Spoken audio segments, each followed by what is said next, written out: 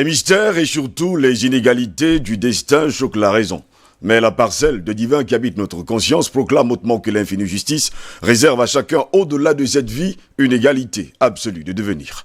Mesdames, Messieurs, bonjour. Très heureux de vous retrouver ce mardi 5 mai de l'an de grâce 2020 pour une nouvelle édition de DBS Matin. Durant les 2 heures à venir, nous allons vous entretenir par de très belles informations, mais surtout par le décryptage de l'information. Tout et maintenant, nous accueillons la chronique de Hervé Moukouri.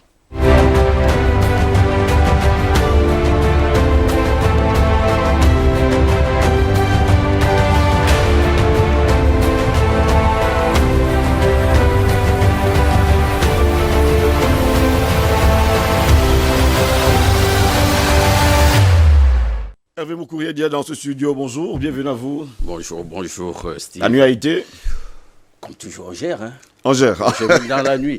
Et puis je vais revenir sur l'interview imaginaire, là. C'est assez grave.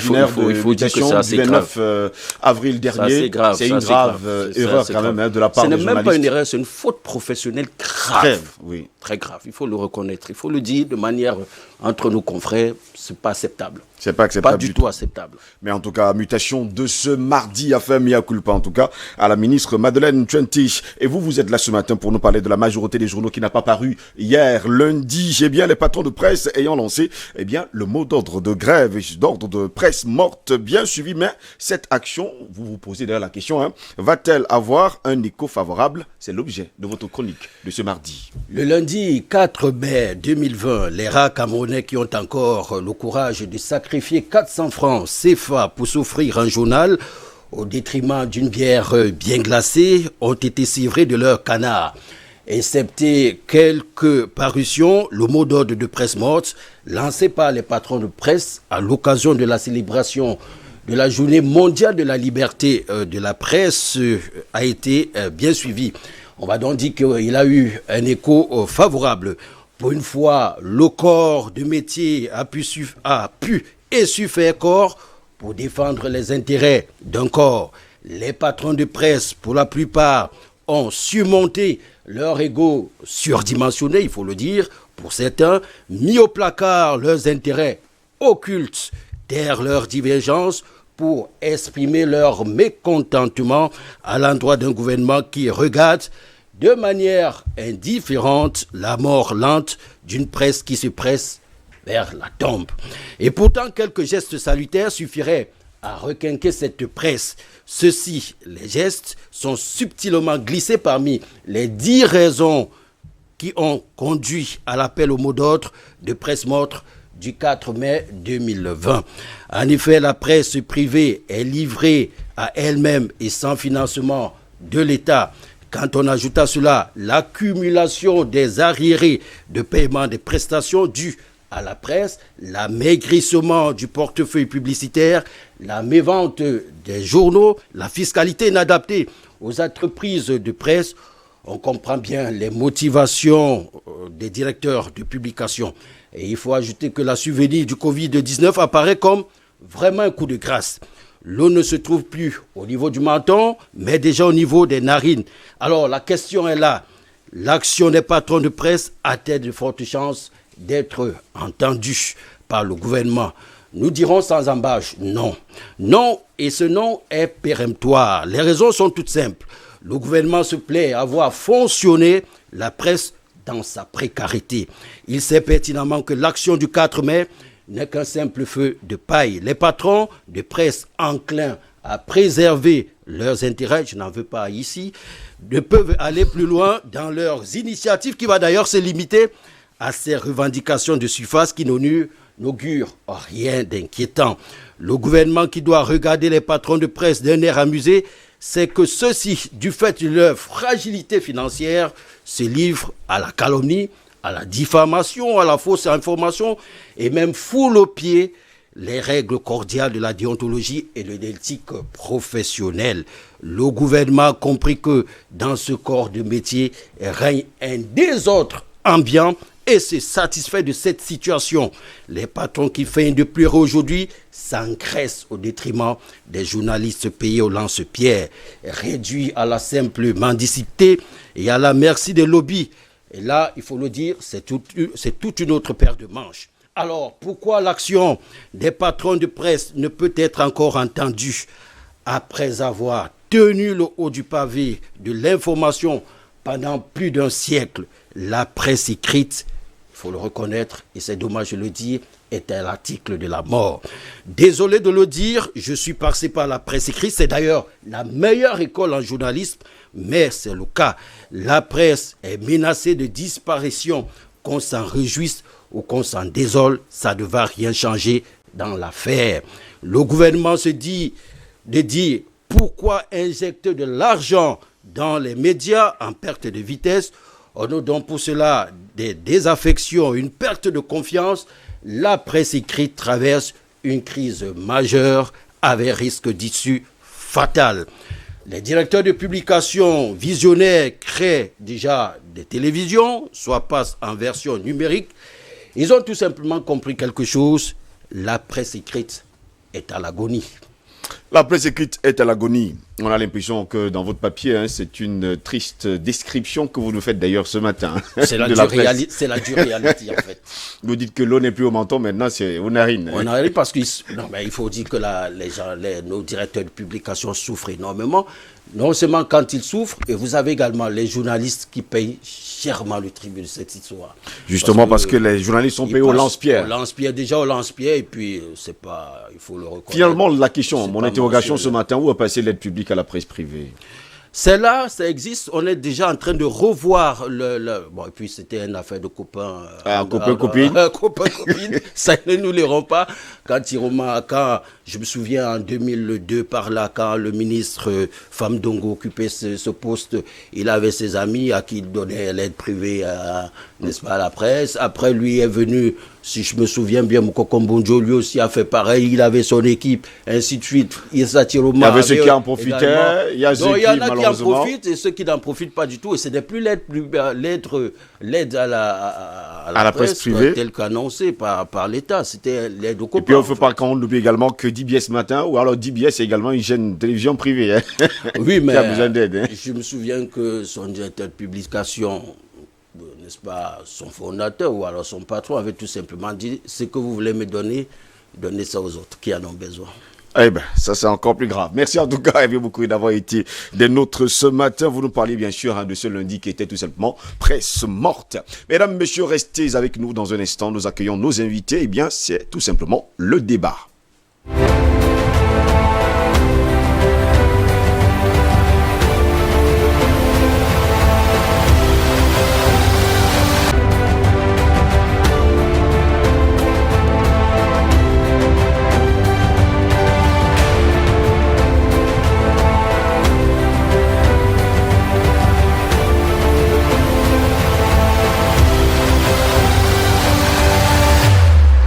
Ils sont là ce matin, toujours aussi pressés. Mon équipe va toujours, il faut le dire comme ça, avec le feu, il faut le dire, pour avoir tous ces invités. À ma droite, un nouveau venu en tout cas sur ce plateau, Diodier Yonou Jasmin. Il est sociologue et surtout chercheur. Bienvenue, bonjour. Bonjour Steve, bonjour à nos millions de téléspectateurs.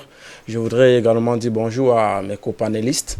Et c'est un plaisir pour moi de me retrouver sur ce plateau ce matin. J'ai l'habitude de vous regarder parfois à travers le petit écran.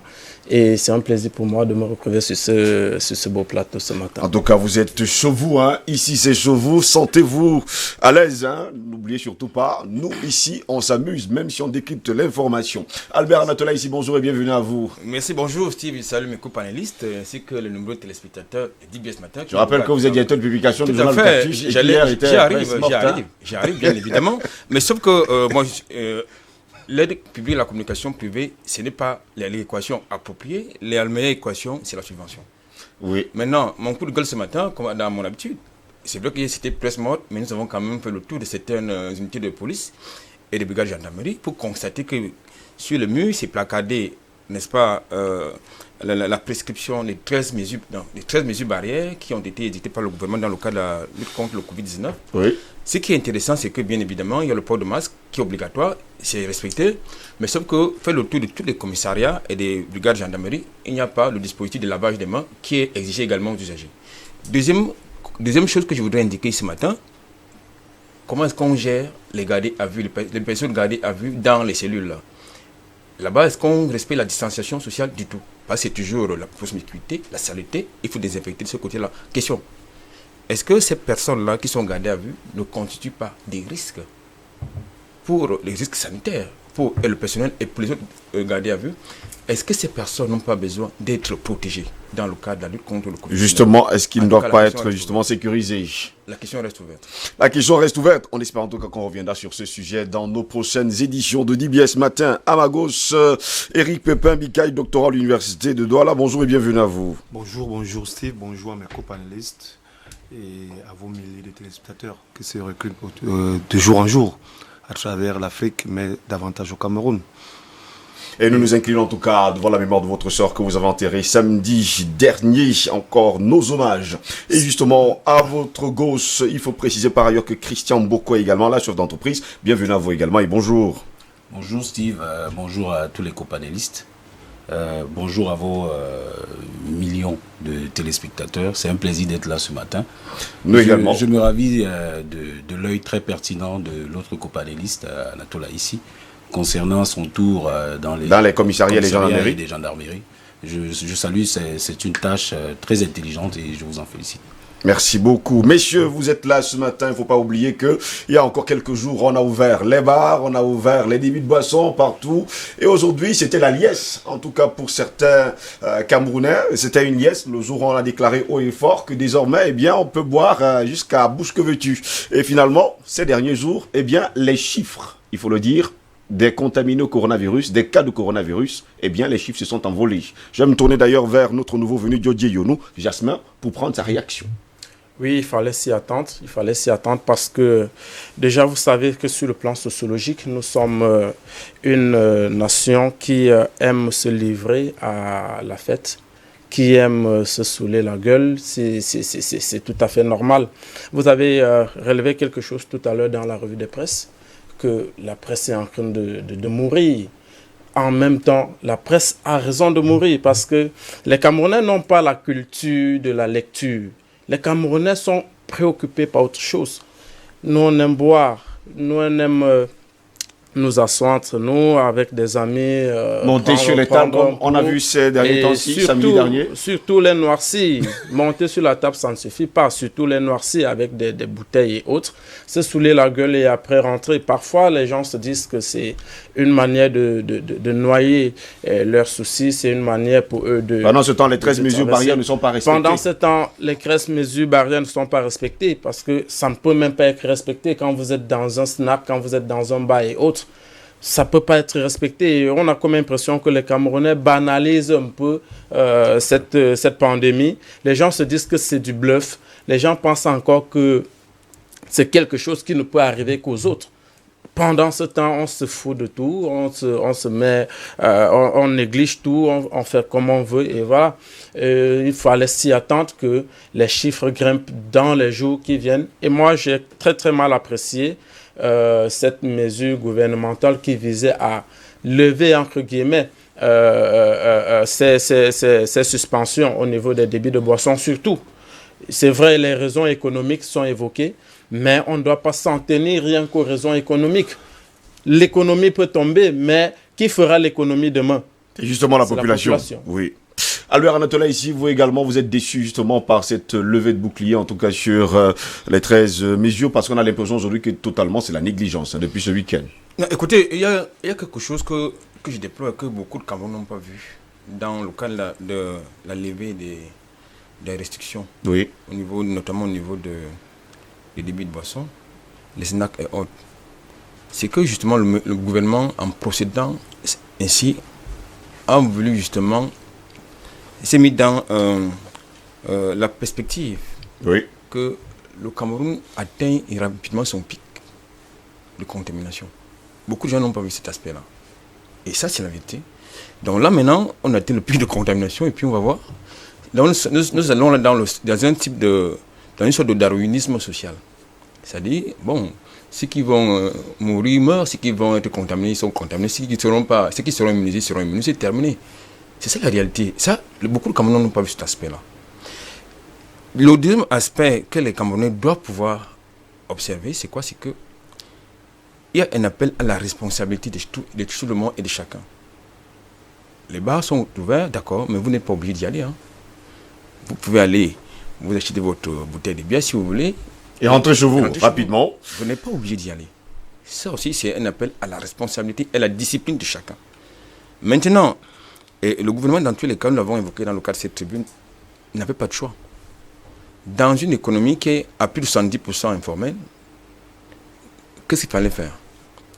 Beaucoup de gens ont évoqué qu'il fallait un confinement total de 2 semaines. Ça, je puis vous dire qu'il y a des Camerounais qui sont prêts à mourir de Covid-19 que de faim. Justement, c'est le cas hein, sur le triangle national camerounais. Ce n'est pas souvent très facile. Justement, vous parliez de l'informel. 70% des Camerounais vivent justement de l'informel et préfèrent en tout cas mourir de Covid-19 que de mourir de faim. Éric Pépin-Bika, jusqu'à preuve de contraire, il faut le dire, j'insiste encore sur le fait que les chiffres s'envolent. Les chiffres s'envolent, étant donné qu'il y a plus de 4 semaines, le ministre avait franchi un cap important dans sa communication en parlant d'une contamination communautaire. Oui. Cela présageait justement au fait que le pic de la maladie pourrait être atteint d'ici 2 ou 3 mois. C'était prévisible. Mais également, il faut dire que nous avons fait des erreurs au début de cette pandémie. Il ne faut pas oublier qu'on fermait officiellement les frontières entre le 17 et le 18 mars.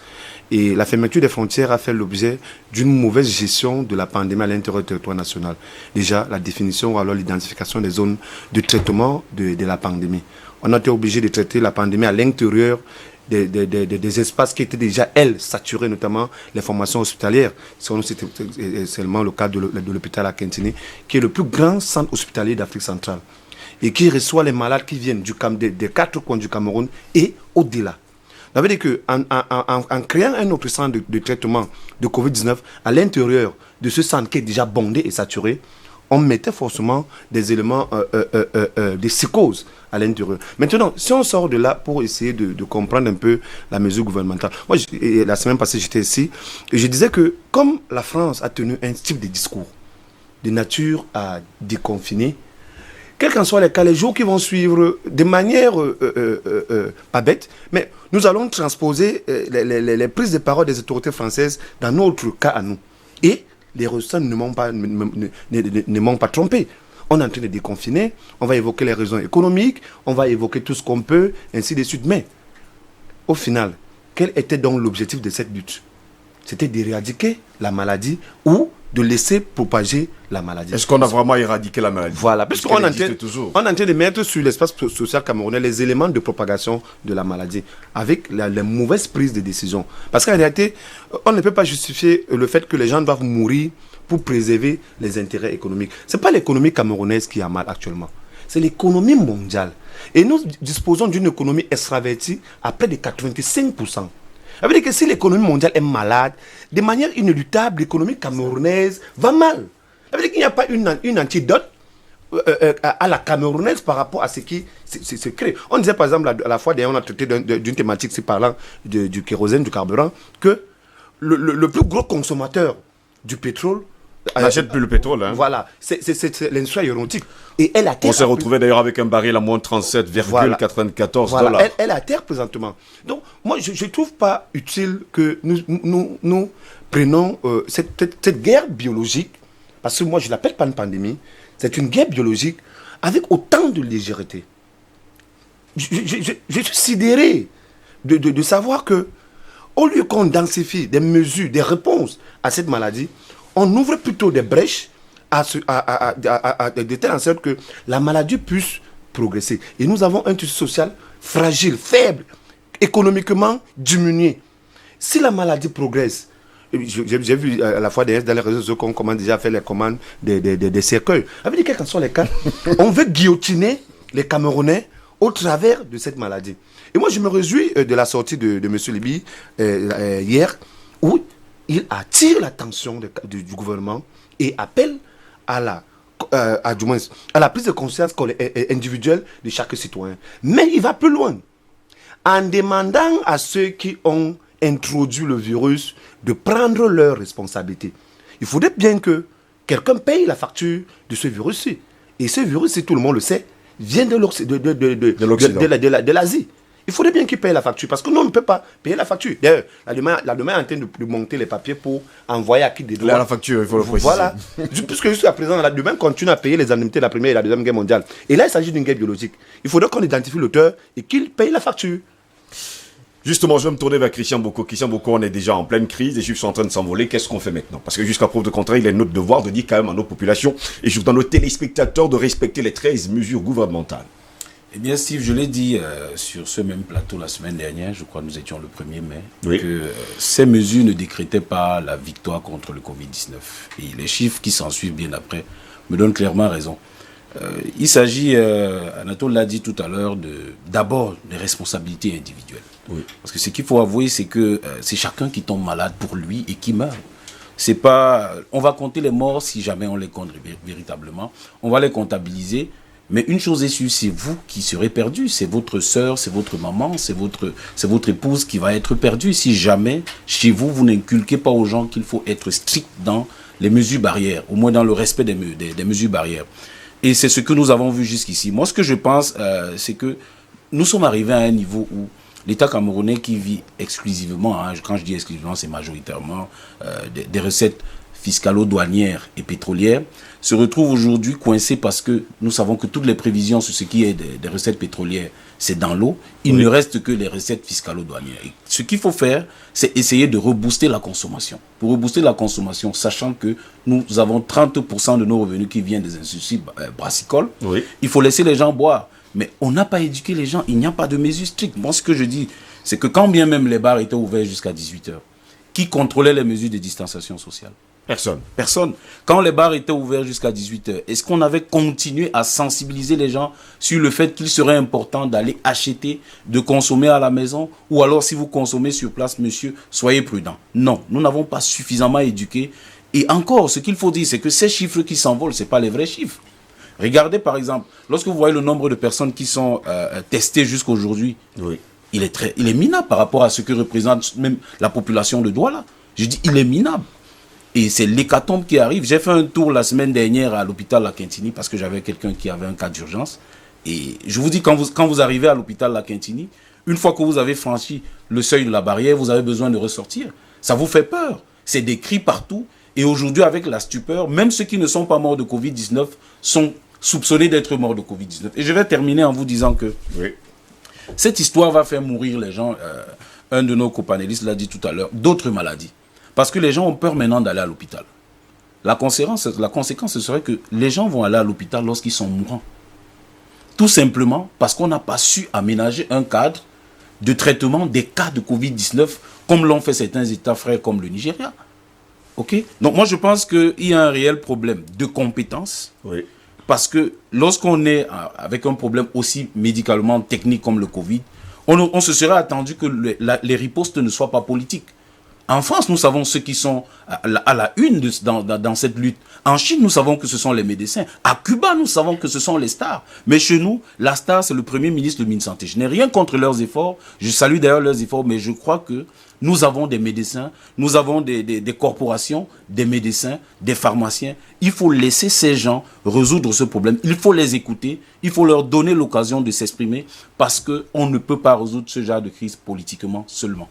Jusqu'à preuve de contraire, Albert Anatole ici faisait savoir, je reviens avec vous, Christian, que jusqu'à preuve de contraire, le gouvernement a laissé faire pour justement qu'on atteigne le pic justement de la contamination. C'est une façon de voir les choses.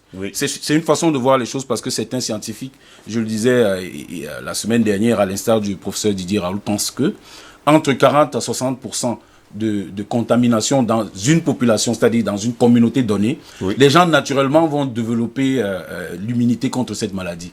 Mais est-ce que nous sommes prêts à perdre même 10% de notre population? C'est ça la question. Donc je pense que le gouvernement, c'est la conséquence, mais ce n'est pas ce qu'ils veulent. Parce qu'ils n'ont pas les moyens de lutter contre cette maladie. Techniquement, c'est ce qu'ils ont prouvé. Moi, je pense que humblement, il faut laisser les scientifiques, si nous en avons encore. Parce que moi, j'ai vu, par exemple, à Madagascar, c'est des médecins qui ont sorti. C'est l'antidote aujourd'hui. Et chez eux, il ne faut pas se leurrer. C'est une victoire contre le Covid-19. Il ne faut pas également oublier que dimanche dernier, le président malgache Andry Rajoelina a annoncé d'ailleurs des essais d'injection à base d'artémisia. Ça continue. Mais par contre, on continue à faire des recherches. Tout à fait. Par contre, chez nous, je me rends compte que ce sont des prélats qui font des découvertes. je me rends compte que certaines personnes même qui arrivent à s'aventurer dans des recherches de ce genre, on ne les connaissait pas. Oui. Où sont nos scientifiques? Il faut justement que les corporations, des médecins et autres, on leur donne l'occasion de s'exprimer, parce qu'il y en a qui meurent, il y a beaucoup de frustration. Je vais vous dire que bientôt, ne soyez pas surpris qu'il y ait une grève du personnel médical, parce qu'il y a beaucoup de plaintes de ce côté-là. J'invite ceux qui ont l'habitude de sillonner les commissariats de faire un tour, parce qu'ils sont... Vous adressez immédiatement. Oui, je m'adresse à Anatole parce que je sais qu'il le fait si bien. Il a l'habitude justement de faire ce genre de sondage et de terrain. Il verra que je n'ai pas tort sur ce niveau. Donc je crois qu'il faut faire attention. Il faut continuer de sensibiliser et j'invite nos pouvoirs publics, parce que c'est eux qui donnent le ton. J'invite ces gens au moins à décréter l'état d'urgence sanitaire, pour que l'armée, la police, la gendarmerie prennent à bras le corps cette histoire. À défaut de sensibiliser, mais il faut obliger les gens à respecter ces mesures. Et les efforts qui sont faits aujourd'hui ne sont pas suffisants. Il faut également multiplier les efforts. On vous comprend parfaitement. Dieu Yono Jasmin, jusqu'à preuve de contraire, le port du masque, on a l'impression qu'il a été abandonné.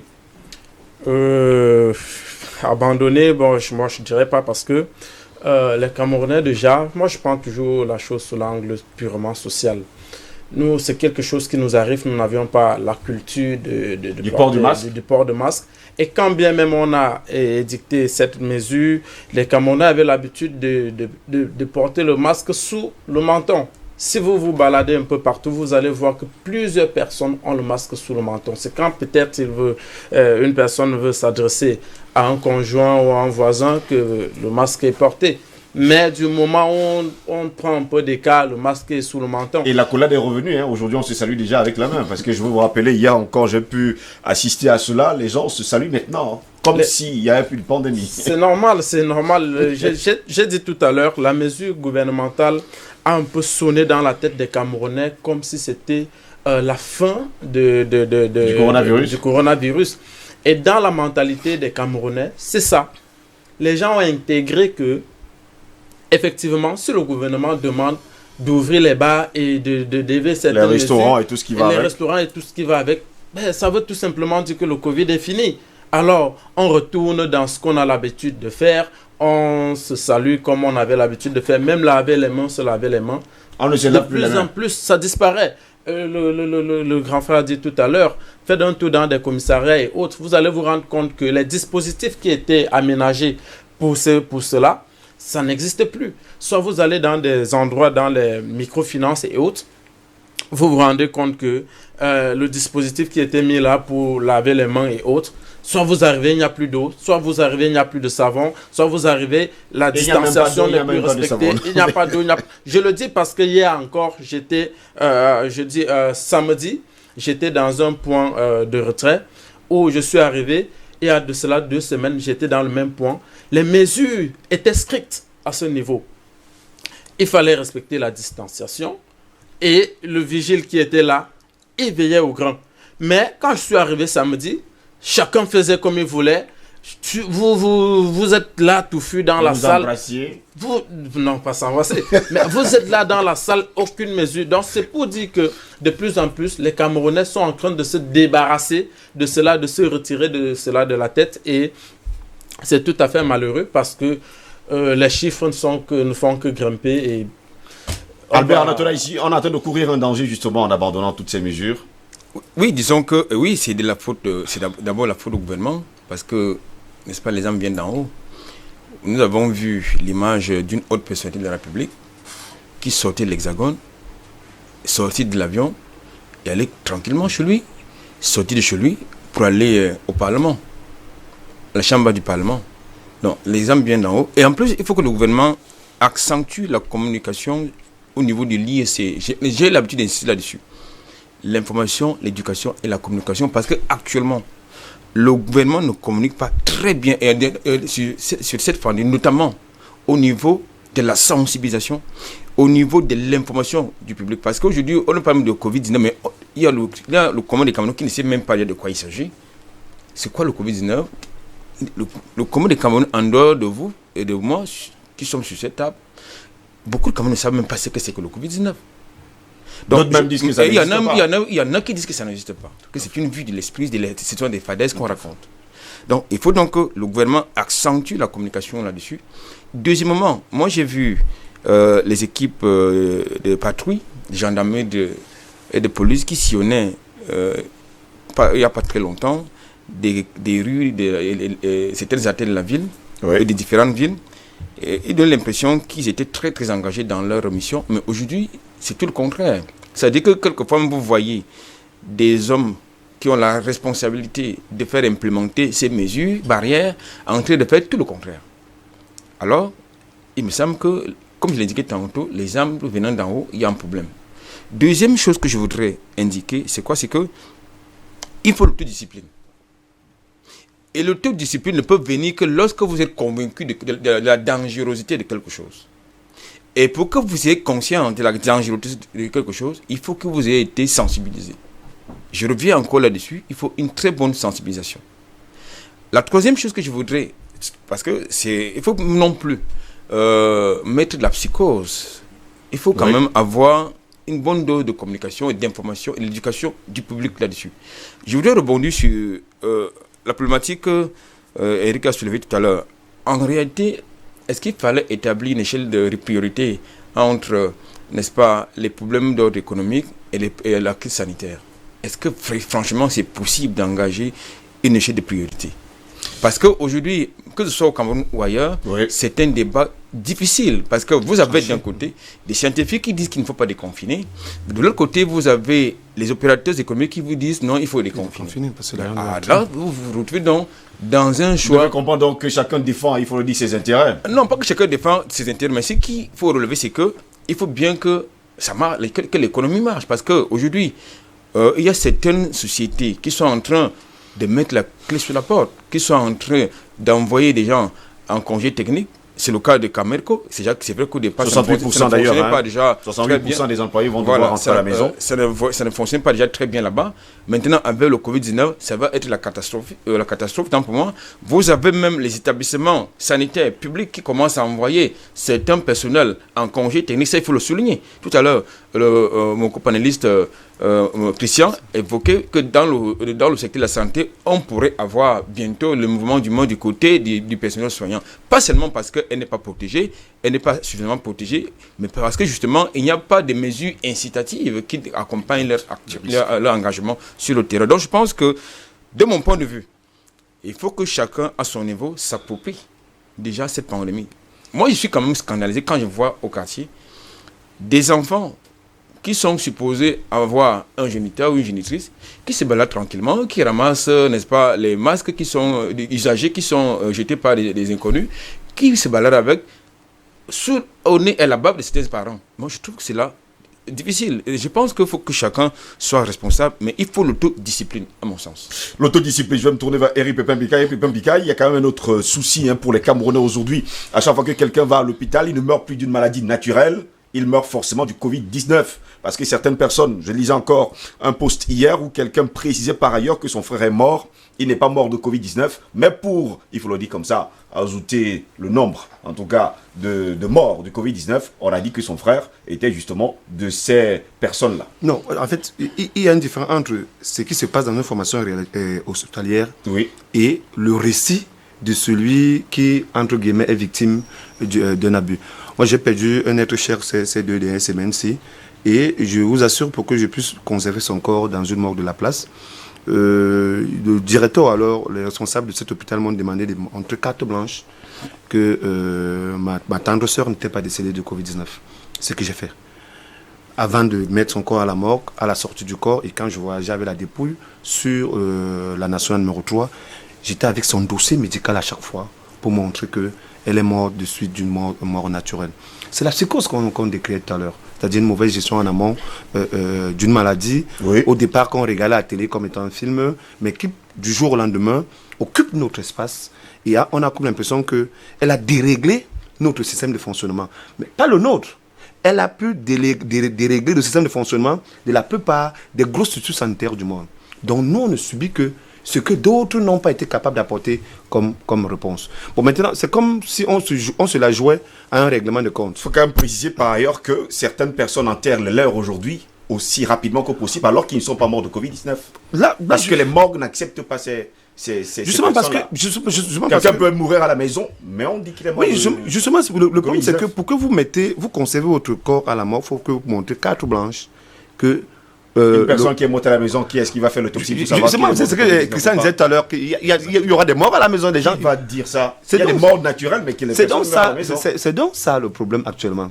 C'est-à-dire que les morgues ne veulent pas qu'on prenne le risque de conserver les corps qui n'ont aucune traçabilité par rapport à leur décès.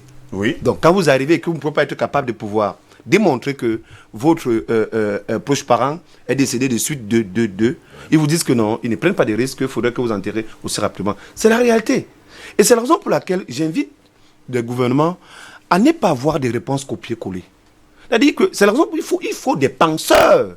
C'est-à-dire des gens qui nous apportent des réponses à un certain nombre de questionnements. Parce qu'on a comme l'impression que c'est un foutou.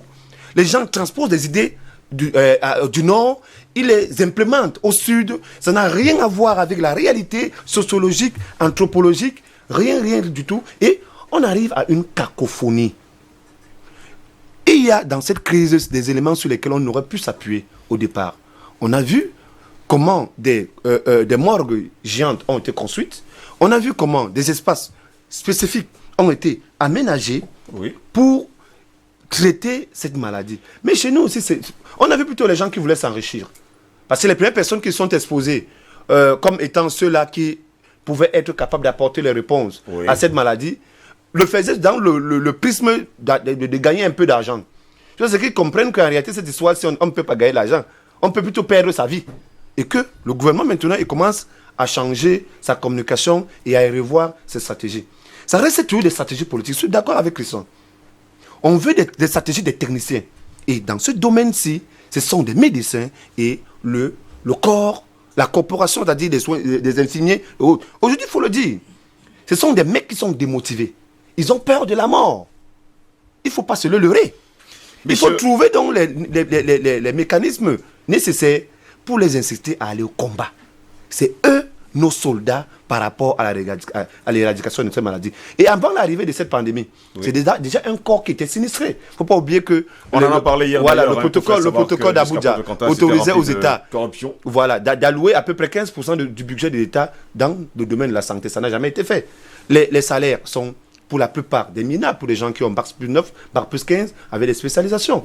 Par contre, parallèlement, de l'autre côté, ceux qui ont Bac plus 2, parfois Bac plus 0, c'est la coule douce, avec des grosses VX, des maisons. Donc il faudrait qu'il y ait un équilibre. Vous ne pouvez pas demander aux gens de vous sauver quand eux-mêmes ils ne sont pas considérés dans la société comme étant... Eux-mêmes ils ne sont pas encore sauvés, ils doivent vous sauver. Messieurs, nous sortons déjà de ce débat de ce matin. Il faut préciser, je vais me tourner vers Christian. Christian, aujourd'hui on l'a dit. Qu'est-ce qu'on dit maintenant à nos téléspectateurs, aux populations camerounaises de continuer à respecter les mesures barrières? Je l'ai dit depuis le début, je pense que ça c'est la moindre chose qu'il faille dire aux gens, c'est de continuer à respecter les mesures barrières. C'est dire qu'il y a un danger dehors qui s'appelle le Covid-19 qui nous guette et qui est violent. Je dois dire que lorsque vous voyez des gens qui meurent de Covid-19, parfois c'est à peine 3-4 jours. Pourquoi? Parce que cette maladie a 14 jours d'incubation, 10 à 14 jours pendant lesquels vous pouvez être asymptomatique. Et donc, lorsque vous commencez à faire la maladie, il est fort probable que ce soit à la phase terminale. fait tard. Et puis, lorsqu'on vous amène même à l'hôpital, très souvent, c'est très tard. Je voulais dire qu'on a aménagé à Douala un centre pour accueillir les malades du Covid-19. À Yaoundé, c'est l'hôpital militaire. J'ai vu dernièrement sur les réseaux sociaux, des gens se plaignent de ce que ils devaient percevoir des paiements parce que c'est du personnel spécifiquement dédié à ce centre-là du traitement des malades de Covid-19 et ils n'avaient pas leur paye. Il s'agit des gens qui faisaient de ceux qui font le nettoyage, des gens qui faisaient et même de certains infirmiers. Il y a eu un mouvement d'humeur de ce côté-là. Je ne sais pas si ces gens ont été payés. Nous voyons des entreprises faire des dons, n'est-ce pas, aux mines santé. Nous voyons des gens et même des mécènes qui le font. Nous savons que hier encore, il y a de l'argent qui a été débloqué du côté du FMI pour Fonds monétaire international, 173 milliards. À quoi vraiment tout cet argent va servir? Moi, 135 milliards autant pour moi. J'aimerais bien qu'on nous envoie des aides, que des gens contribuent pour lutter contre. C'est pour continuer à endetter en tout cas le pays. C'est pourquoi exactement. Aujourd'hui, tout le monde va à la Quintini, des gens vont dans des hôpitaux. Est-ce que c'est là-bas qu'il faut continuer à aller? Où est-ce qu'il faille aller? Il n'y a pas de communication. Même les panneaux publicitaires qui sont en route, il faut suffisamment communiquer et sensibiliser la population là-dessus Et j'aimerais revenir sur quelque chose qui est très important. Allons-y rapidement, parce que nous sortons oui, rapidement, je vais sortir par là. C'est que quoi qu'il arrive, tant que le gouvernement ne peut pas de manière chiffrée, même si on n'arrive pas clairement à prioriser, contrairement à ce que le disait Anatole ici tout à l'heure, entre la santé et l'économie, qu'est-ce qui va avant? Quoi qu'il arrive, le gouvernement camerounais devrait pouvoir, même si après on peut faire des réajustements, chiffrer l'impact du côté de la santé, du côté de l'économie, de l'éducation, de tout du Covid-19 sur l'économie camerounaise. Si ce n'est pas le cas, nous allons continuer à agir par embuscade, malheureusement. Vous également, vous pensez qu'il faut continuer à respecter les mesures barrières? Bien sûr, c'est la moindre des choses qu'il faille... Et dire aux Camerounais concrètement que cette maladie existe et que c'est un réel danger. C'est un réel danger, les gens en meurent. Et autour de nous, on voit les gens qui en meurent. Donc il faut forcément respecter, mais je reviens toujours sur mon angle. Est-ce que les Camerounais sont assez éduqués pour pouvoir assez informés également pour pouvoir respecter ces mesures? Ça reste encore problématique pour moi. Est-ce que les Camerounais, dans leur vécu social, vous savez que même ici à Douala, la promiscuité, nous partageons les cours communs, nous sommes dans des familles où... La solidarité, notre identité. La solidarité, les enfants ont l'habitude de jouer dans la cour ensemble, on a l'habitude de se retrouver. Est-ce que vous allez dire aux enfants de rester chacun chez soi pendant une semaine, pendant 2 semaines? Ils ne vous accepteront jamais ça. Nous-mêmes qui sommes responsables, à un moment, nous disons il faut qu'on aille au boulot. Et quand vous allez au boulot, vous êtes obligé d'emprunter des taxis, des motos. Et quand vous dites à un motocycliste que voilà, je me rends à Akwa, il vous double pratiquement le tarif. Il vous dit au lieu de 1000 francs, vous allez payer 2000 francs. Vous faites comment? Sinon, je vais vous bâcher. Donc, il y a un problème de mentalité qu'il faut résoudre au niveau des Camerounais parce que la population, en principe, souffre. La population souffre. On n'a pas de moyens pour pouvoir se donner un certain nombre de luxe pour dire on va respecter ci, on va respecter ça. Parce que le vécu, le quotidien est tellement difficile et il faut revoir cela. Albert Anatola, ici, jusqu'à preuve de contraire, on a l'impression qu'avec le Covid-19, les habitudes des Africains ne vont pas changer du jour au lendemain. Écoutez, nous avons notre culture. Hein. Ça, oui. Il ne faut pas... Là-dessus, nous avons une culture africaine, nous avons des habitudes. C'est pour ça que tout à l'heure, Éric Pépin l'indiquait fort opportunément. C'est-à-dire que nous avons nos us et coutumes. Donc, il ne faut pas transposer des choses qui se passent là-bas. Ailleurs, ici. Voilà. Ça, c'est d'un de deux. Je voudrais insister sur 2 points. Le premier point, c'est que il faut mettre l'accent sur l'ISC, comme indiqué tantôt, parce qu'il est en train de s'installer un phénomène de stigmatisation. Que ce soit des personnes, n'est-ce pas, malades de Covid-19, que ce soit même du personnel soignant, que ce soit même des structures sanitaires. Donc, il faut justement une campagne là-dessus, et c'est du rôle du gouvernement de le faire. Parce qu'aujourd'hui, lorsque vous entendez, même dans la rue, lorsque vous toussez ou éternuez, tout le monde vous regarde, ça vous devenez une curiosité. Ça veut dire que, décidément, vous ne pouvez pas éternuer d'une manière naturelle. Vous éternuez bien, vous toussez parce que vous éternuez, tout le monde va vous fuir, il ne faut pas oublier ça également. Donc, je pense qu'il faut véritablement que le gouvernement travaille là-dessus. Deuxième chose, il faut une véritable traçabilité, parce que ça aussi, ça manque. Tout à l'heure, Christian parlait d'une communication par rapport au centre spécialisé de prise en charge de Covid-19. C'est connu, pour ceux qui regardent la chaîne nationale, la télévision nationale, on connaît les centres. Vous avez le logement social de Yassa, vous avez la Kentini, vous avez l'hôpital gynéco-obstétrique et pédiatrique de Yassa. Mais il y a d'autres centres, vous avez le stade Mbapelipe, je crois. Mais tout le monde n'est pas... Non, mais sauf que là-bas, lorsque vous y rendez, il y a, comme je l'indiquais tantôt, toujours ce phénomène, ce regard stigmatisant. La troisième chose que je voudrais dire, et c'est important aussi de le souligner, il faut qu'on continue de respecter les mesures barrières. Parce que si on y prend garde, le pic que j'évoquais tantôt va être atteint avant même le mois de mai.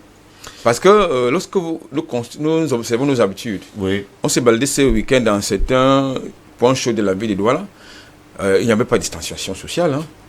On continue de s'embrasser, et puis on se salue, vous l'avez indiqué tantôt. Donc, il n'y a aucune autodiscipline, il n'y a aucune responsabilité qui est prise, chacun à son niveau individuellement. Donc, et en plus, il faut que les scientifiques camerounais prennent la parole pour qu'on puisse être véritablement fixé sur le protocole de traitement. À quel niveau se situe-t-on avec les recherches. Il ne faut pas également oublier que l'habitude est d'une seconde nature. Hein. À un moment donné, il y a une nature à l'africaine et surtout à la camerounaise. Vous n'allez pas changer cette habitude du jour au lendemain. Vous avez le mot de fin, Eric Pépin-Bikaï, pour sortir de ce débat ce matin. Oui, là, on appelle un peu la responsabilité des scientifiques. Il ne faut pas oublier qu'au Cameroun, les scientifiques ont passé le temps à faire de la politique. Hein. Et maintenant, quand il faut faire de la science, c'est extrêmement compliqué. Extrêmement. Parce que la plupart de ceux, entre guillemets, qui sont les scientifiques, ont une autorité plus politique que scientifique. Donc, il est difficile pour nous aujourd'hui d'avoir ceux-là qui peuvent nous apporter des solutions. Par contre, il y avait une alternative sur laquelle on pouvait nous appuyer. On a à peu près 2/3 des médecins camerounais qui vivent à l'étranger et qui sont au cœur de la bataille de Covid-19 de l'autre côté là-bas. Moi, j'aurais été présent à pouvoir leur son conseiller. J'aurais mis à la disposition du ministère de la Santé un fonds de souveraineté dans l'optique de ramener nos enfants, peut-être pour un mercato de 6 mois, dans l'optique de contenir la maladie. Faut travailler dans quelle structure? Non, la structure, c'est pas un problème de structure, c'est que nous sommes en guerre biologique et si jamais il faut voir s'ils sont je vais y arriver. Nous sommes dans une guerre biologique. Le problème, ce n'est pas de traiter la maladie dans les centres d'information hospitalière. Le problème, c'est de créer des formations hospitalières spécifiques pour lutter contre cette maladie. Et à l'époque, du moins au début de ces débats-ci, j'avais évoqué qu'on pouvait réquisitionner un espace à l'aéroport. Parce qu'en réalité, ça devait commencer par là. Nos frères qui seraient venus de l'Europe ne devraient jamais sortir de l'aéroport pour aller peut-être devrait être confiné directement. Et là, on pourrait créer un grand centre là. Il y a au moins une piste de 4 km là qui n'est pas utilisée, qu'on pourrait transformer en centre. Ça ne coûte pas grand-chose. Non, je ne vous coupe pas, mais on aura beau créer les centres partout, on aura beau créer des centres de 10 000 km, on va soigner avec quoi? C'est ce que j'en ai dit. Les chercheurs viendront chercher les remèdes pour soigner. Jasmin, nous avons un problème dans cette but-ci de ressources humaines et de matériel. Messieurs, merci beaucoup d'avoir été là ce matin. Diodier, Jasmin, je vous dis merci d'avoir été là ce matin. Ce fut un plaisir. Je pense que vous avez eu un baptême de feu. Albert Anatola, ici, merci également d'avoir été là. Ça fait un plaisir. Ce matin, Eric Pépin-Bikaï, merci également. Le plaisir, le mien. Sur notre plateau, Jean-Jacques Ekindi est là ce matin. Bonjour Jean-Jacques Ekindi. Bonjour, chers téléspectateurs. Il est justement celui qui est à la barre ce matin.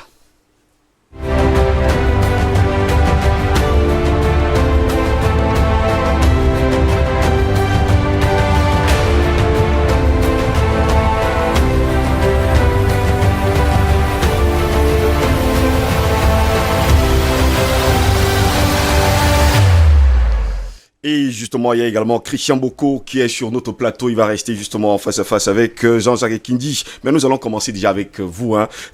On n'a plus le droit de vous appeler président? Vous m'appelez comme vous voulez. Vous savez, il y a des noms qui restent maintenant. Ouais, je ne m'en offusque pas. D'accord. Maintenant, le 30 avril dernier, vous avez pris l'initiative devant les journalistes. J'y étais d'ailleurs lors de cette conférence de presse. Vous avez déclaré haut et fort que vous n'êtes plus justement membre et surtout président du MP, vous rentrez dans les rangs du RDPC. Exact, je ne suis plus coordonnateur général du MP et je suis en train de faire des démarches pour devenir un militant de base du RDPC. Militant de base du RDPC? Oui, j'ai fait un courrier, je n'ai pas encore eu de réponse, j'espère qu'elle viendra en temps et en heure. Donc, il faut justement un courrier pour entrer dans les rangs du RDPC aujourd'hui? Ah, c'est ce que l'on m'a dit. On m'a dit qu'il faut faire un courrier qui indique ses intentions, au besoin, les raisons pour lesquelles on veut y rentrer et attendre de recevoir le feu vert des hiérarques. Alors, j'ai fait mon courrier, je l'ai adressé au président de la section et j'attends. Et on m'a dit, bon, si je voudrais avoir un comité de base, il faut à peu près 140 à 150 personnes. Je me suis étonné, mais bon, chaque parti a ses règles. Alors je m'emploie à m'organiser pour avoir un comité. Que dites-vous à ces personnes qui disent qu'aujourd'hui vous êtes l'enfant prodige qui rentre justement à la maison? Oh, je me méfie toujours des qualificatifs. Vous savez, on peut vous traiter de tout, ça dépend de l'humeur du moment. Non, ce n'est pas du tout ce qui m'anime. J'ai réfléchi à la situation. J'ai abouti à des conclusions et je les ai mises en œuvre. Elles n'ont rien à voir avec le désir d'apparaître comme un enfant prodige, etc. Il y a des problèmes pour mon pays. Comment puis-je participer à leur règlement de la manière la plus efficace? Voilà la question. Donc ça signifie que pendant que vous étiez là, vous ne participiez pas justement au problème de votre pays? Mais disons que j'essayais, mais je constatais que les résultats étaient pour le moins ténus. En réalité, il est de coutume de considérer que dans les pays démocratiques, l'essentiel du débat se situe entre d'un côté l'opposition et de l'autre côté le pouvoir. Autrement dit, ceux qui, après avoir conçu, mettent en œuvre. Et ceux qui, considérant que ce n'est peut-être pas parfait, proposent des idées, des contradictions, des solutions. Or, chez nous, lorsque vous arrivez à une situation telle que vous avez un Parlement, ce Parlement bicaméral, il a le Sénat et l'Assemblée nationale, il n'y a aucun groupe parlementaire de l'opposition dans le Sénat, aucun groupe parlementaire dans l'Assemblée nationale, vous vous rendez bien compte que le débat est réduit à la portion congrue. Ça, c'est le Sénat, mais quand vous prenez toutes les autres institutions, à 90, si ce n'est 99%, sont des institutions qui sont conduites sous l'impulsion du parti au pouvoir, et l'opposition, bon, il lui reste le rôle de pouvoir émettre quelques critiques, pouvoir s'insurger contre une ou deux choses, à sa guise d'ailleurs, puisque la programmation de l'activité politique n'est même pas connue. Tout à l'heure, j'ai suivi votre débat sur le coronavirus. J'ai pas vu beaucoup de positions qui soient celles de l'opposition, comme position alternative à celle du pouvoir. Il y a le pouvoir qui fait des commentaires, des experts, etc. Donc j'estime que on est arrivé à un point où prétendre faire de la politique dans l'opposition, dans les conditions où on est, ne me semble pas être le plus efficace. Mais je ne rêve que d'une chose, qu'à nouveau, on ait un espace politique équilibré et qui permette que les échanges puissent s'enrichir et puissent traiter au mieux les Camerounais. Est-ce à dire que, selon votre constat, il n'y a pas réellement une réelle opposition au Cameroun? Moi, j'essaie de suivre le débat. Hein. Je vois, vous en prenez n'importe lequel. Bon, vous prenez sur le coronavirus. Je ne connais pas les positions des formations de l'opposition par rapport à celles du pouvoir. C'est vrai que celles même du pouvoir sont assez floues. Mais enfin, bon, elles existent quand même. Vous prenez des problèmes comme la guerre au nord-ouest et au sud-ouest. Je ne connais pas. Si on dit position de l'opposition. Si on dit à l'opposition maintenant, prenez le pouvoir. Quelle politique ils vont appliquer? En tout cas, il y a bien peu de Camerounais qui savent ce qu'ils vont éventuellement appliquer. Et si on dit, bon voilà, ça fait déjà, je ne sais pas combien d'années, la corruption a tout envahi, etc. Vous avez quoi comme solution? À nouveau, on se grasse la tête. Non, je crois qu'il faut à tout prix... il y a eu une espèce de glissement des moyens à la réalité. Vous savez, quelqu'un comme Alexander Hamilton, qui était un des grands constitutionnalistes des Américains, quand ils ont fait leur État fédéral, ils se méfiaient de ce qu'ils appellent les factions. En fait, c'était les partis politiques. Il estimait qu'à un moment ou à un autre, les partis politiques, les factions entre guillemets, se désintéressent de l'intérêt de la société, de la communauté, pour se concentrer sur les leurs. Et vous connaissez très bien tout le système du sport, le système où, quand je m'en vais, j'emmène les miens, quand vous venez, vous amenez les autres. Bon, ça signifie que si on ne fait pas attention, on se complaît dans cette dualité opposition-pouvoir, et en fait, elle est vide parce qu'elle ne règle plus les problèmes. Mais elle existe parce que formellement, on les connaît, ils sont identifiés. Oui, l'opposition ceci, oui, l'opposition cela. Je crois qu'il faut à tout prix que, compte tenu des problèmes que nous rencontrons, que l'on essaye de faire en sorte que ceux qui se sentent en capacité de le faire puissent le faire. J'ai suivi le débat que vous aviez tout à l'heure et j'ai vu des lignes de fracture qui retrouvaient pas mal ma manière de penser par rapport à ce formalisme. À cette pandémie. Justement, vous êtes dans la politique depuis très longtemps déjà, il faut le préciser. Ça fait des décennies que vous êtes dans la politique. Exact. Et je pose une question. En 92, peut-on dire comme ça que l'opposition a manqué de coach au Cameroun? En 92, le Cameroun a manqué de coach.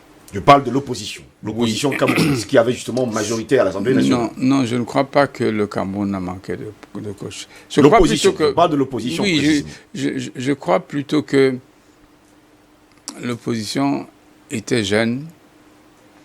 Une très grande partie de l'opposition venait du parti au pouvoir et trimbalait donc avec elle toute la culture, tout le positionnement du parti au pouvoir. J'entends par là que l'opposition s'est organisée. Elle a créé un directoire. Elle a mis à la tête du directoire Feu Samuel Eboa. Moi, j'étais secrétaire général. Oui. Foundi était vice-président. Donc, on ne peut pas dire qu'on a manqué de coach. C'était organisé. Mais par contre, le pouvoir s'est organisé pour prendre en défaut l'opposition. Il y avait une revendication majeure, Conférence nationale souveraine, qui avait pour but de refonder la nation camerounaise et de bâtir à partir de cette refondation. Le pouvoir a senti le danger et l'a freiné des cas de fer. Oui. Elle a dit, au lieu de la Conférence nationale souveraine, on vous offre la tripartite. L'opposition s'est divisée. Il y en a qui ont dit, allons-y, nous sommes suffisamment organisés pour enterrer le meilleur parti. Il y en a d'autres qui ont dit, si telles conditions ne sont pas préalablement réunies, il y a de fortes chances que l'influence de l'opposition se perde. Moi, j'étais de ceux qui s'étaient opposés. Je ne suis pas allé à la tripartite. Malheureusement, beaucoup y sont allés et au bout du compte, nos prévisions ont été réalisées. Et c'était prévisible parce que le gouvernement de l'époque a demandé que se tiennent des élections sans avoir préalablement préparé le terrain et donné des garanties. Il a simplement dit, allez aux élections législatives. Il y en a qui ont dit, mais on ne peut pas y aller, on ne contrôle pas l'outil qui va organiser ces élections, on contrôle pas. Il y en a qui ont dit non. Et pourtant, l'opposition a eu la majorité à l'Assemblée nationale. Mais oui, et si un temps l'opposition s'était mise ensemble, je pense quand même que vous aurez changé pas mal de choses. Non, si l'opposition s'était mise ensemble, on aurait eu beaucoup de plus de députés. Oui. Mais ça ne veut peut-être pas dire qu'on aurait changé autant de choses. Parce qu'en réalité, vous reproduisez votre culture. Dans d'autres pays, une opposition qui gagne à 92 députés contre 88, oui, elle s'installe au pouvoir. Dans notre pays, c'est pas cette opposition. Lors de l'élection présidentielle, il faut dire que le président de la République, le chef de l'État, Paul Biya, avait gagné de 2 points d'avance sur le second. 3 points sur le second. Non seulement 3 points sur le second, mais l'opposition avait eu 61% des voix contre 39%. Qu'est-ce qui n'a pas marché, comme on dit souvent au quartier? Mais je dis que le verre était dans le fruit, et à partir du moment où on a créé cette polémique qui divise, chacun s'est replié sur sa formation. Autrement dit, après l'élection de 92, l'élection présidentielle, bon, le SDF a déclaré que c'est lui le plus grand parti. C'est lui qui a le plus grand nombre de voix.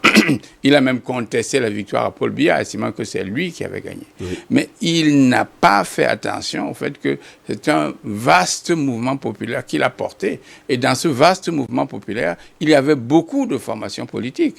Une fois que les résultats étaient donnés, c'est moi le grand parti, c'est moi le parti, c'est moi l'opposition, etc. Et soit se dissolvaient dedans ceux qui ne voulaient pas en partir, soit alors s'en allaient ceux qui ne se reconnaissaient pas dans le SDF au prétexte que on a gagné 39%. Et à partir de là, chaque parti a essayé de veiller à sa propre santé.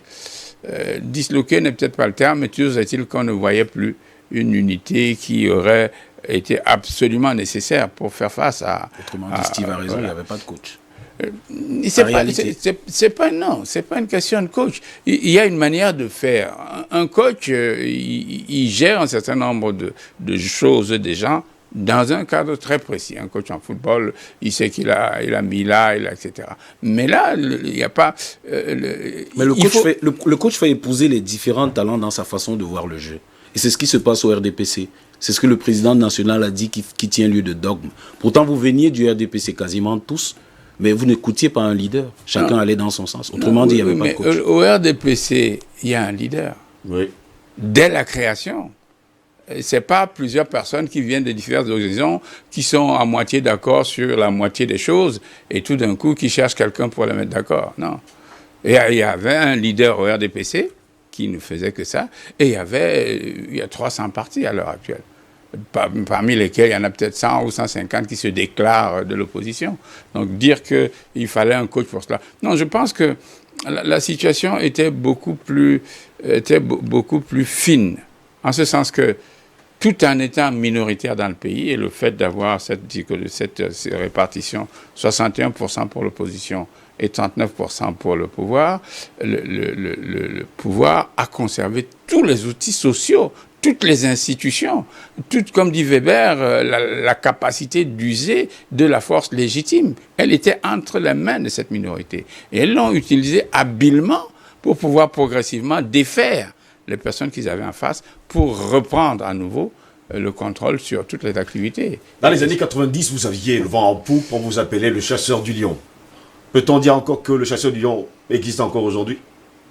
Le chasseur de lion, ça, faut le demander aux exégèses. Non, si ça avait été un néologisme que j'avais moi-même inventé, à la limite, j'essaierais d'en suivre les dévolutions. Mais un jour... On avait des affiches, moi j'étais encore un enfant, j'avais vu des affiches où il était vous étiez, je suis en grande affiche, mais c'était écrit le chasseur du lion. Oui, un jour on a constaté que c'est un surnom. Bon, je ne l'ai pas contesté. Je l'ai pris pour ce qu'il était, mais je dois dire que je n'ai pas du tout l'intention d'en faire une thèse, savoir ce qu'il est devenu, ce qu'il n'est pas devenu. C'est une circonstance.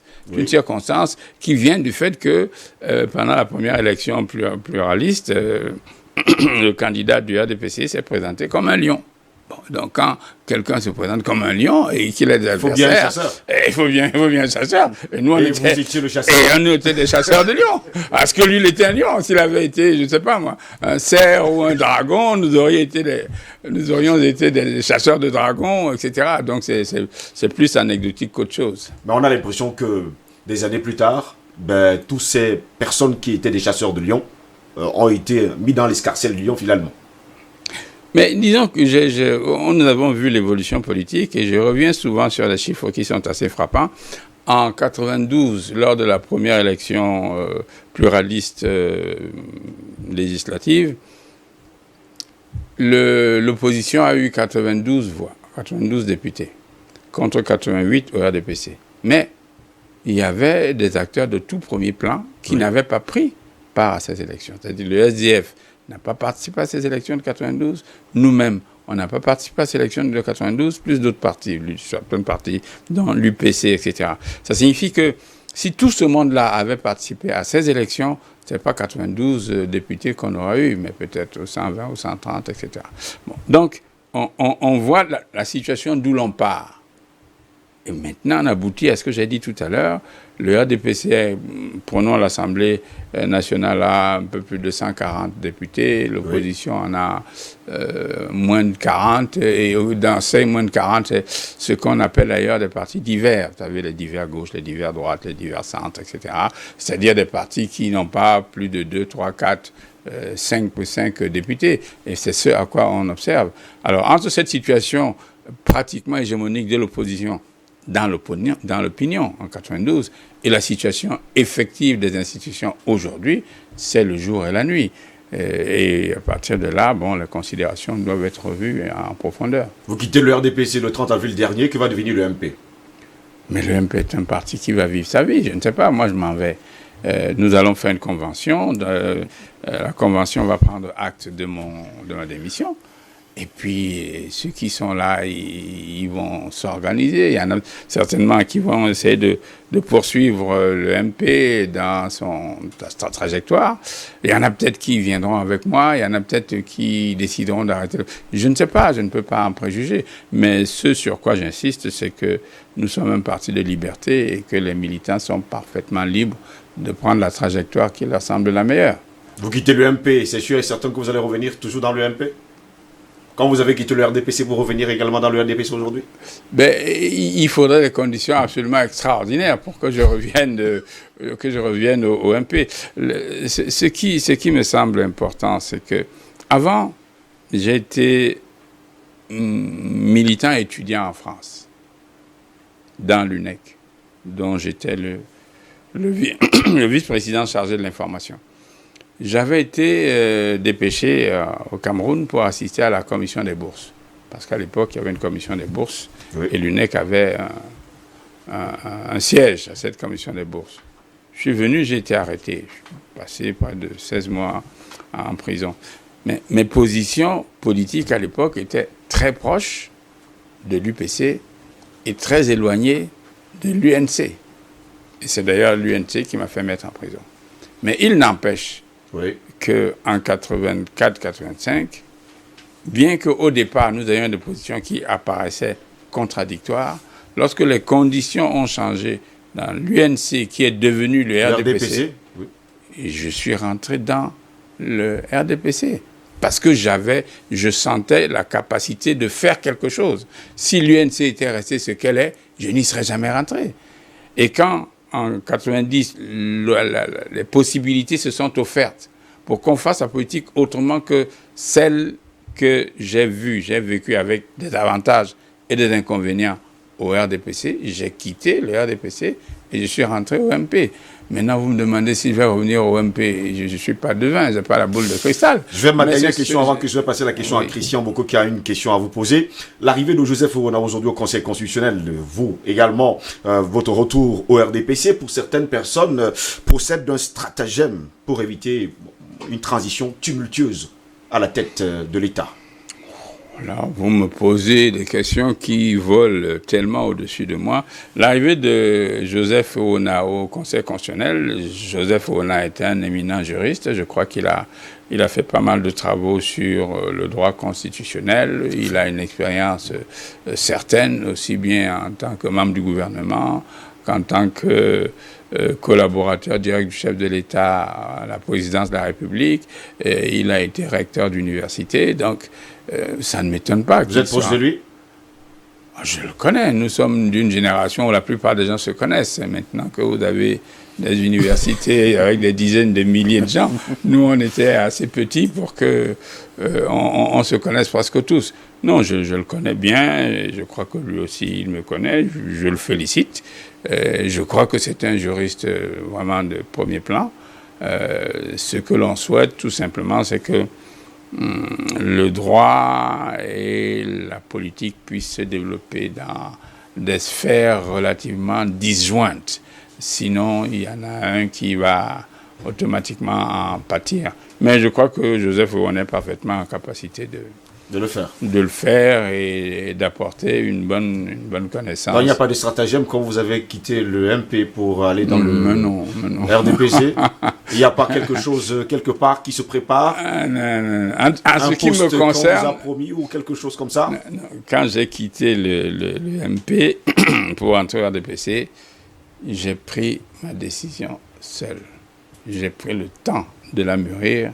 J'ai évalué les différentes possibilités qui s'offraient selon les choix possibles. Et j'ai fait mon choix. Et je suis parti. Donc, il n'y a aucun stratagème, aucun conciliabule, aucune promesse. Il n'y a rien. D'ailleurs, je ne vois même pas ce qu'on me permettrait.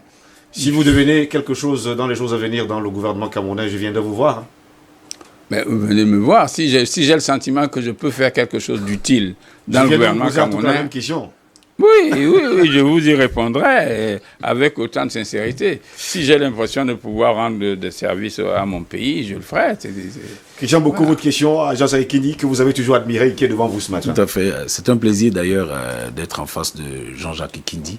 Merci. Je connais beaucoup de familles qui ont donné à leurs enfants le nom de Jean-Jacques. Le prénom de Jean-Jacques, tout simplement en se référant sur la pertinence de ses interventions, sur la brillance de l'homme.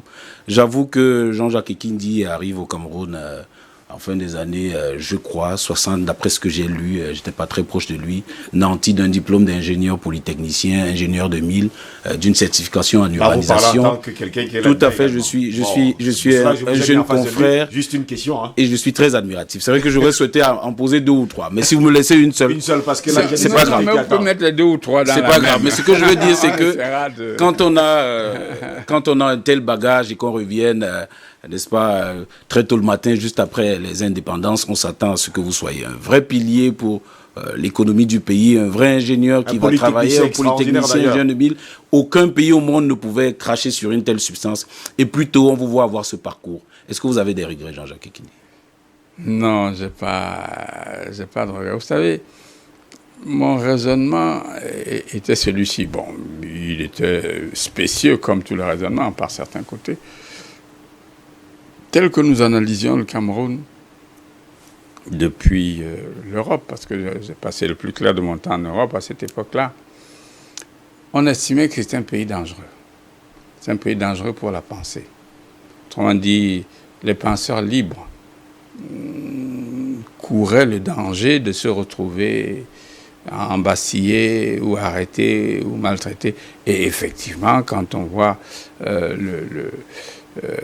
tous ceux qui ont été formés et bien formés par l'UPC, un certain nombre soit ont perdu leur vie, soit sont retrouvés dans des situations d'exilés, etc. Et moi, parce que quand j'ai décidé de venir à Yaoundé pour assister à la commission des bourses, il y a des informations qui me disaient, si tu y vas, on va t'arrêter. Et moi, je m'étais dit, bon, avec le bagage que j'ai, c'est encore moi qui courrais le moins de risques par rapport à un étudiant lambda qui fait tranquillement sa licence, deuxième, troisième année, qui courait beaucoup plus de risques. Donc si nous, on n'accepte pas de courir ces risques-là, qui les acceptera? Et c'est pour ça que je me suis décidé à venir. Et effectivement, ni une ni deux, bon, j'ai assisté à la première séance, j'ai donné mes positions par rapport à la politique gouvernementale. La nuit, avec justement le recteur Nicole Ndoko, Feu John Moutomé, etc. Nous étions en boîte de nuit, parce que j'étais jeune, je ne sais pas... Le Kindiko, oui, maintenant. Mais Jean-Jacques Kindi, c'est pas la seule chose qu'on puisse mettre au chapitre de votre vie. Entre autres, quand même, vous avez créé votre parti après avoir quitté le RDPC. C'est après cela que j'ai été arrêté.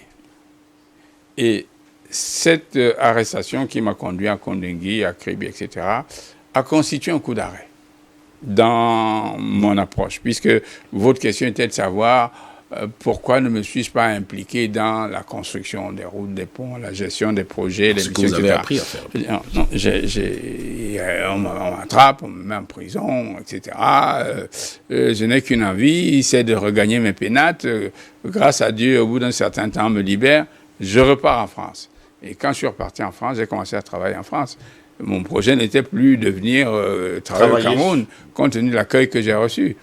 J'ai travaillé en France. Mais Jean-Jacques Kidi, avec votre permission, je vais finir par là. Vous avez toute la permission. Je vais finir par là, j'espère qu'on va continuer après. Je vais finir par là. Vous quittez le RDPC pour former le MP.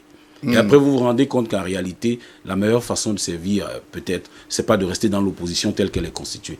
C'est de pas l'occasion, peut-être, pour rester logique, de sortir de la politique et de rester un penseur libre. Vous savez, logique, non. On est constitué de substrats. On ne peut pas avoir consacré 5, 10, 15, 20, 30 années de sa vie à une activité et tout d'un coup, avec une extrême aisance, dire, bon, finalement, je constate que ces 30 années de ma vie, je les mets en perte de profit et tout d'un coup, je me mets à construire des ponts et des barrières. Pour deux raisons. La première, c'est que les techniques de construction de ponts que j'ai apprises il y a 30 ans et les techniques de construction de ponts actuelles ne sont plus tout à fait les mêmes. Maintenant, on a des imprimantes à 3 dimensions, etc. On a évolué dans tous les domaines. Donc, il va falloir que je me recycle très sérieusement pour être compétitif avec les jeunes qui sortent. Ensuite, j'ai le sentiment d'avoir emmagasiné pas mal d'expériences, pas mal de connaissances de tout niveau, que ce soit des connaissances sociologiques, que ce soit des connaissances sociales, que ce soit des connaissances politiques, que ce soit du relationnel. Et ce serait, à mon avis, une erreur que de les jeter à la poubelle sous prétexte que j'ai quitté le MP pour revenir au RDPC. Au contraire, je crois que je peux être d'une grande utilité au RDPC parce que je connais maintenant les deux aspects, les deux facettes. Je sais ce que c'est la politique à l'intérieur du RDPC et je sais ce que c'est que la politique active à l'extérieur du RDPC. Et je connais les problèmes tels qu'ils se posent. Je crois que je peux être d'une grande utilité pour faire avancer les dossiers du Cameroun. Jean-Jacques Kindi, Président, on vous dit merci. Merci d'avoir été des nôtres ce matin. Je rappelle que vous étiez notre invité politique. C'est moi qui vous remercie et c'est avec beaucoup de plaisir que je reviendrai si vous m'appelez. Je vous appellerai, ne vous inquiétez pas. Mesdames, messieurs, c'était notre invité politique qui était là-bas ce matin, Jean-Jacques Kindi. Tout de suite et maintenant, nous prenons notre expert.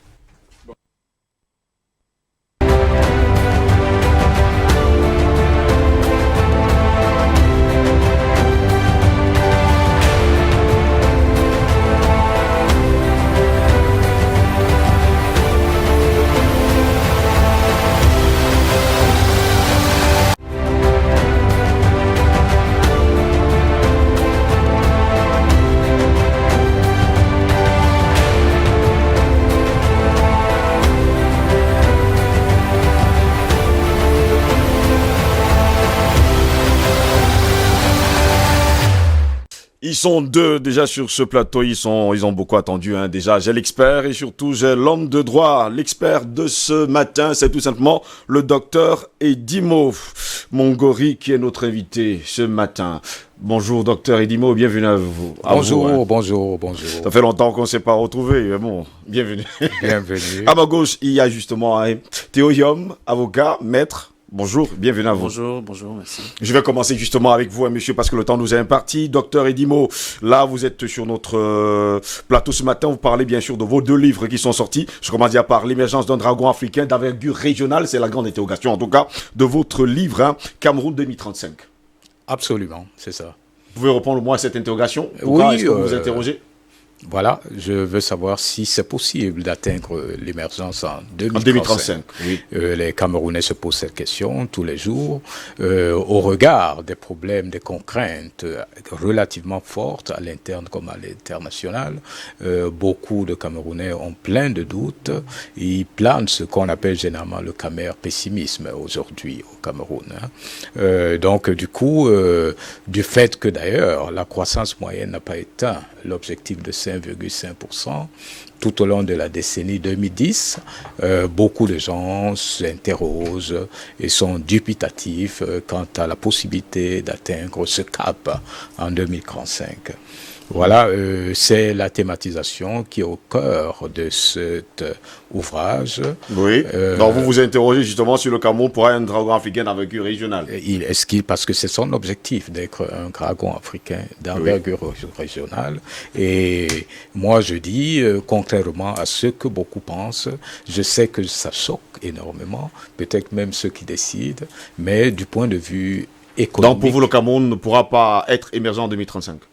Non, bien au contraire. Ah, d'accord. Bien au contraire. Il y a beaucoup de vents favorables qui le prédisposent d'office à y arriver.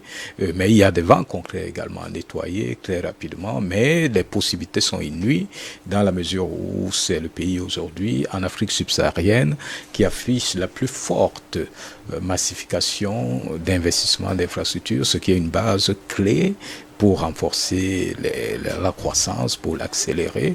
Je crois qu'il est sur une bonne trajectoire, même comme il y a plein de vents contraires au rang desquels la corruption... D'ailleurs, dans votre livre, vous faites savoir que quels que soient les maux dont souffre actuellement ce pays, en tout cas, il se révèle plein de promesses. Il est plein de promesses, les conditions initiales sont très favorables, mais surtout, le contexte méga-économique se prête très, très favorablement à lui. C'est le seul pays, heureusement pour lui, qui soit innervé par 4 corridors de transit, donc le point de jonction naturel entre l'Afrique centrale, occidentale et sahélienne. Et vous savez, en économie, on s'enrichit à travers la vigueur des échanges. Donc, quand un pays est d'emblée la porte d'entrée et de sortie de plusieurs autres pays, du coup, il peut expérimenter des débordements de croissance énormes à partir du moment où il s'implique dans une transformation industrielle. Et pour y arriver, il faut justement avoir un stock d'infrastructures spatialement connectives suffisamment important. Et je crois savoir que ces efforts ont été déployés suffisamment ces 10 dernières années avec une massification d'investissements d'infrastructures qui a atteint près de 12 000 milliards de francs investis dans les seules infrastructures. Ça, c'est quelque chose d'incroyable, avec plusieurs barrages qui sont construits, même s'ils ne sont pas encore mis en service. Mais au tournant des années 2022-2024, on pourrait se retrouver dans une situation de manière logique où les centrales thermiques qui coûtent 4-5 fois l'hydroélectricité devraient être mises au rebut et permettre ainsi de dégager par semaine, je n'ai pas dit par mois, par semaine, 1 à 2 milliards de gagnés, parce qu'en fait, l'hydroélectricité est une valeur importante. Ça rapporte beaucoup de devises.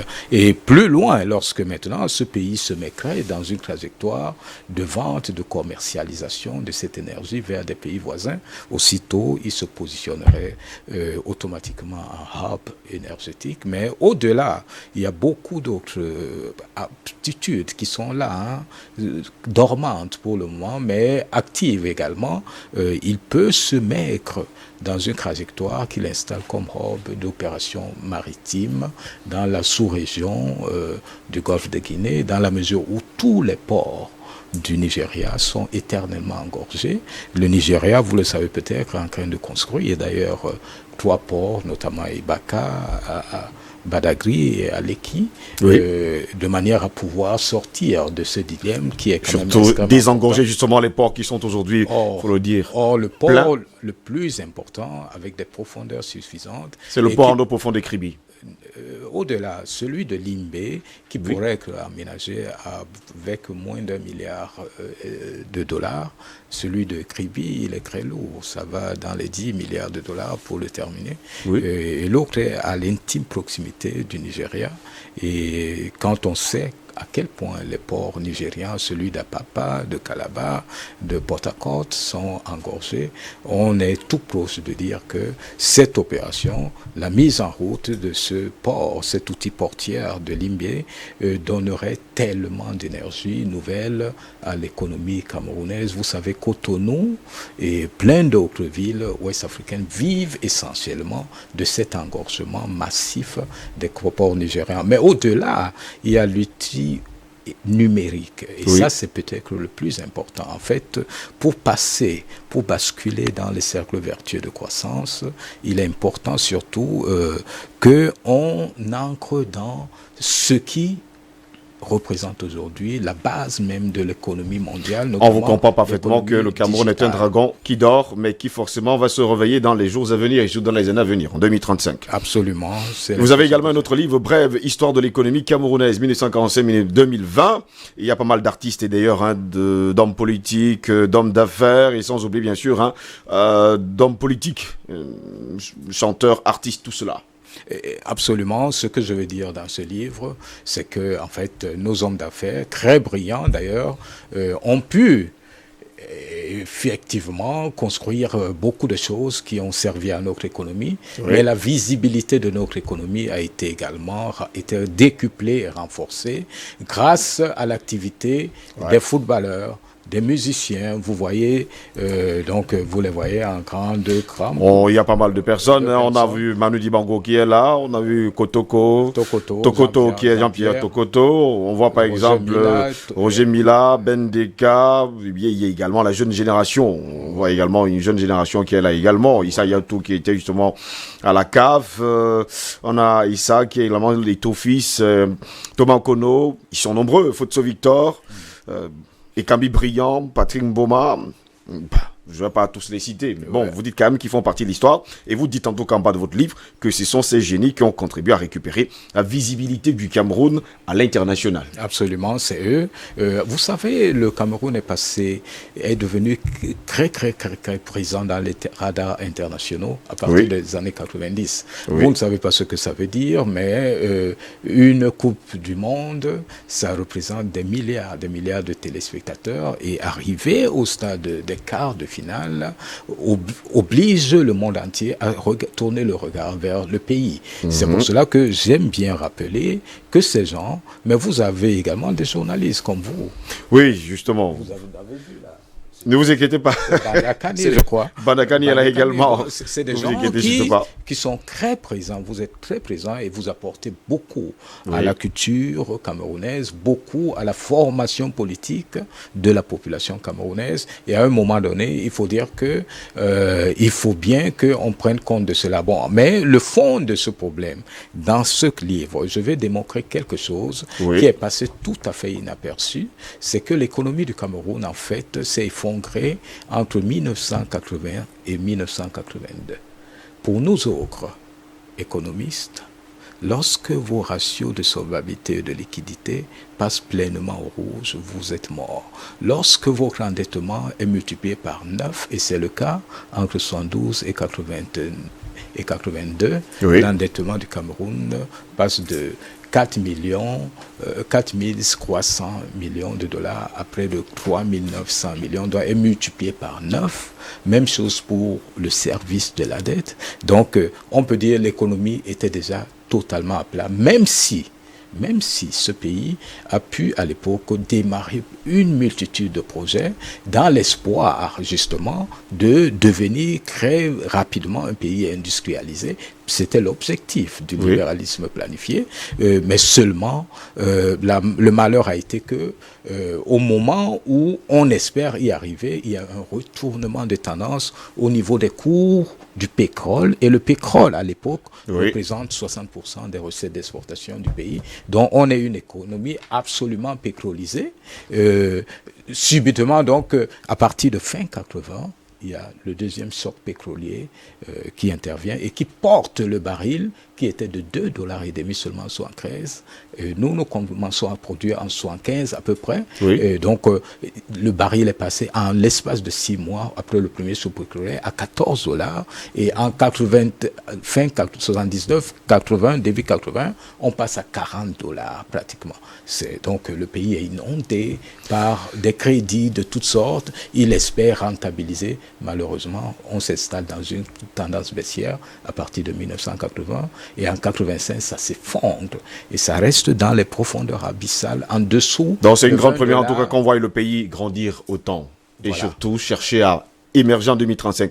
Merci en tout cas, docteur Edimo, d'être avec nous ce matin et surtout d'avoir été avec nous. Je vais me tourner d'abord avec maître Théorium. Bonjour maître. Bonjour. Précisons d'ailleurs que depuis, on était ici d'ailleurs ensemble la semaine dernière quand on faisait savoir que jusqu'à preuve de contraire, eh bien les bars sont ouverts, les débits de boissons sont également ouverts. Malheureusement, c'est une grosse, pour certains, c'est une grosse erreur.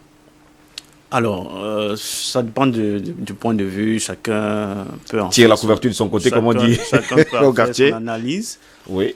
C'est, à mon sens, d'abord une mesure de relance de l'économie, en tout cas de ce secteur d'activité qui représente une grosse partie de notre économie, bien que beaucoup fonctionnent dans l'informel. Oui.